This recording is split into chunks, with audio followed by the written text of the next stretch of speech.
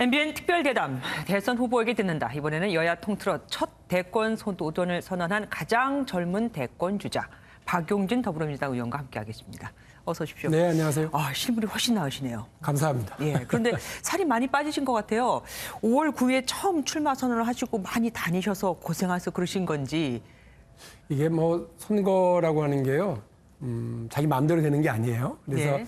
마음도 많이 쓰이고 또 지방 다니면서 당원들도 지지자들도 만나고 하는 일이 쉽진 않더라고요. 그래서 아마 살이 좀 빠졌나 싶은데 어떤 분들은 보기 좋다고도 하시고요. 네. 예. 그렇게 많이 만나보니까 어떻던가요, 민심은? 내년에 더불어민주당이 정권 재창출하는 것에 대해서 이제 걱정하는 목소리가 상당히 있어요. 잘 될까?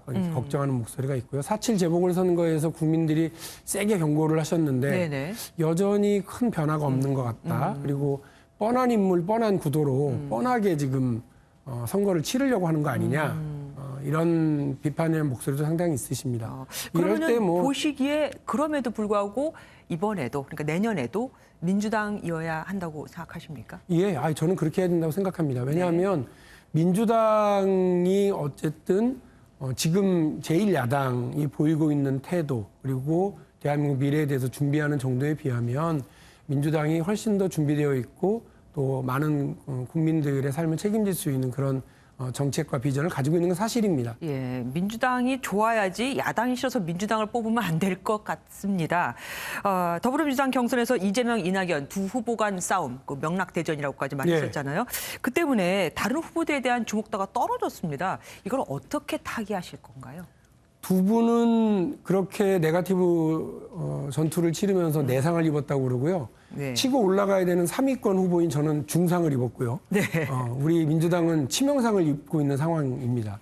전체가 다 박스권에 갇혀 있고 지지율도 다 이렇게 제자리 걸음만 고만고만하죠. 하고 있거든요.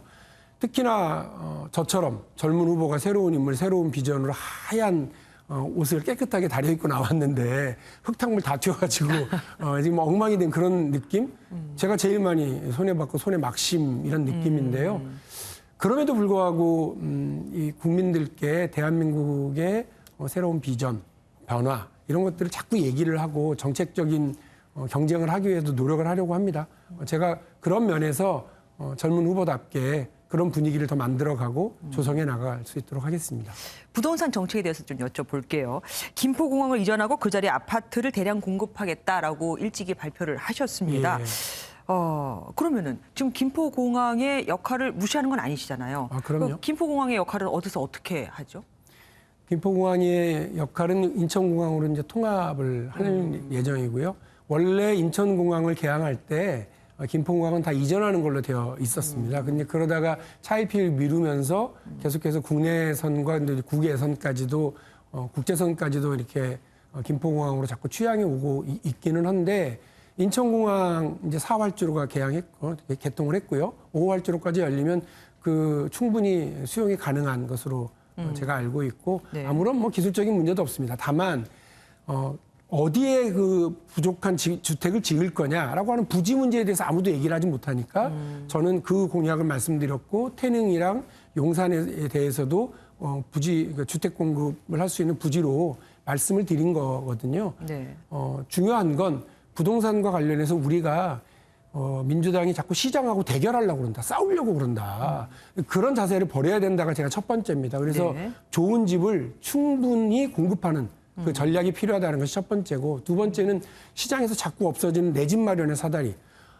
좋은 임대주택 많이 만들어줄 네, 테니까 네, 거기서 네. 사세요가 아니라 어떻게 하면 나의 집을 마련하고 자산을 축적하려고 하는지 내 집 한 채 가지려고 하는 국민들이 그 투기꾼은 아니잖아요. 그래서 여쭙습니다. 그 부분을 좀 적극적으로 해야 된다고 대출 저는 규제 봐요. 말이에요. 네. 대출 규제가 너무 심해서 집을 못 산다 아우성이 참 많거든요. 거기에 대해서는 어떻게 생각하세요? 전반적으로요, 가계부채가 많이 늘어난 건 사실이고요. 이 부분에 대한 관리를 금융당국이 해야 되는 것도 사실이긴 합니다. 네. 그런데 이게 지금 각 금융권별로 혹은 각 은행별로 대출 규제를 하는 그 총량을 정해준 거 아니에요? 네네. 그리고 그 이상은 빌려주지 마라. 이러다 보니까 어떤 일이 벌어지느냐면 무주택자, 실소유자, 실수요자, 그리고 우리 청년 세대, 그리고 뭐 저신용자, 저소득자 이렇게 오히려 어렵고 힘들고 꼭 필요한 사람들한테 대출이 규제된 효과가 나타나고 오히려 이 분야에서 그냥 현금이 더 많은 사람들이 부동산에 대해서 더 쉽게 이렇게 취득할 수 있는 상황으로 만들어져 가고 있단 말이죠. 뭐 금융 정책도 그렇고요, 부동산 정책도 그렇고 취지가 어떻든 간에 현장에서 나타나는 건 어려운 사람들, 부족한 사람들이 더 힘들어지는 방향으로 나타나게 되면 그 정책은 실패한 거거든요. 그러니까 지금 벌써 우리 전세 대출을 받으려고 하고 지금 준비하고 있었던 그 30, 40대 무주택자 그리고 내 집 마련의 어떤 사다리를 좀 가져가려고 하시는 분들한테 곡소리가 나게 이런 그 금융대출을 줄이는 방식으로 가는 것에 대해서는 저도 대단히 우려가 크고 방향을 바로잡아야 된다. 실수요자들에게 곡소리 나게 가는 그런 정책은 안 된다라고 하는 점도 분명히 말씀드립니다. 네. 언론중재법에 대해서도 좀 여쭤보겠습니다. 김두관 의원이 우려를 표했다가 지지층 반발 때문에 철회했으니까 그러고 보면은 민주당 대선 주자들 가운데서 유일하게 지금 반대 쪽 의견을 내셨단 말입니다. 강행 처리를 그래도 한다고 합니다. 어떻게 해야 될까요? 그 표 생각하고 박수 받을 생각만 하면 어떻게 해야 되는지 저도 압니다. 네. 그런데 국가 지도자가 되겠다고 하는 사람이 어떤 한 사안에 대해서 좀 장기적인 안목과 이런 태도를 가질 필요가 있다고 저는 생각을 하거든요.